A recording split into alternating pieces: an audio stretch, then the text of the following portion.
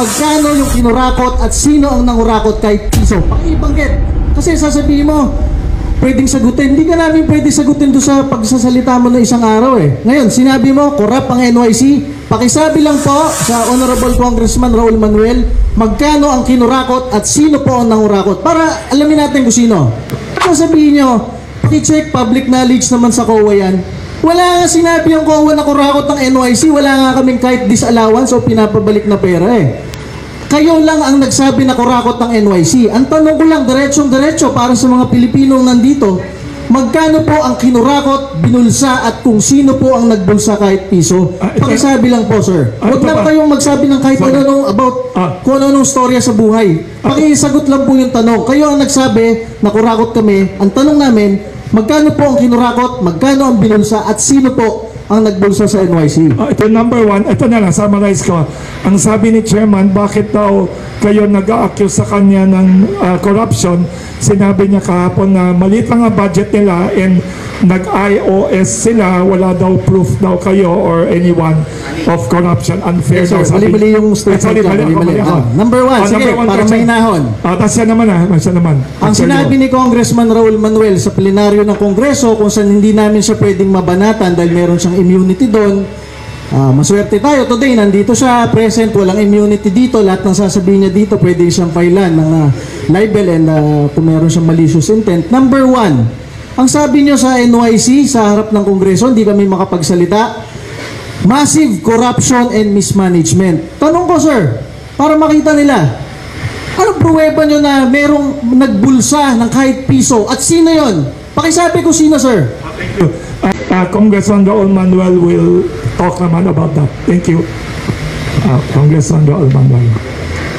Actually po, dun sa Kongreso, para malinaw sa ating mga kababayan, yung ating mga government officials ay pwede mag-relay ng kanilang mga sentimiento through the legislators or sponsors of their budget. Kaya yun po yung avenue, hindi po totoo na walang avenue yung ating mga government agencies para sumagot at magbigay ng kanilang mga sentimiento.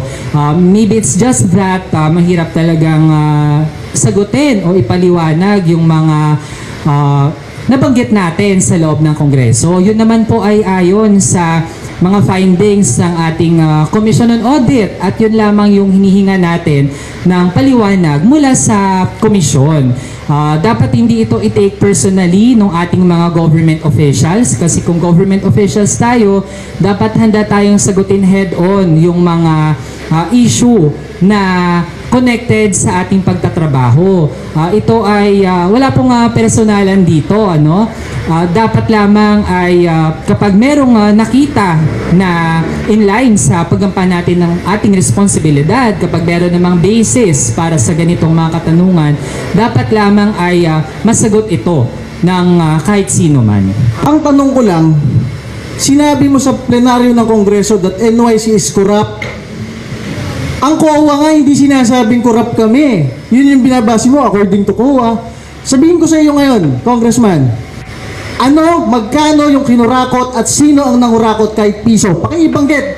Kasi sasabihin mo, pwedeng sagutin. Hindi ka namin pwede sagutin doon sa pagsasalita mo ng isang araw eh. Ngayon, sinabi mo, corrupt ang NYC. Pakisabi lang po sa Honorable Congressman Raul Manuel, magkano ang kinurakot at sino po ang nangurakot? Para alamin natin kung sino. Again po, for the record, hindi po totoo na walang platform para sumagot yung ating mga government officials. Again, kung handa po silang sumagot, dapat ay meron silang kayang ma-relay doon sa legislators na sila yung nagsusponsor ng budget ng bawat government agency. Also, again, public information po yan, kahit sino po sa atin ay pwedeng i-search yan online, yung mga findings ng COA regarding the National Youth Commission. Tapos ang punto natin dito, taon-taon hindi tayo nawawalan ng mga ganitong usapin kung paano ginagamit yung pondo ng bayan, lalo na doon sa isang agency na dapat ay nangunguna sa pagtaguyod ng interes ng mga kabataan. Sa panahon na again, kanina naputo lang tayo kasi it was supposed to be my venue, no? Like ngayon, no? Para ipahayag yung saloobin ng mga kabataan, pero merong nag-gate crash dito. Ang tanong kasi kanina, ano yung mga top na problema ng kabataan? Yun yung dapat na pinag-uusapan natin ngayon eh. Education, employment, social services. Kaso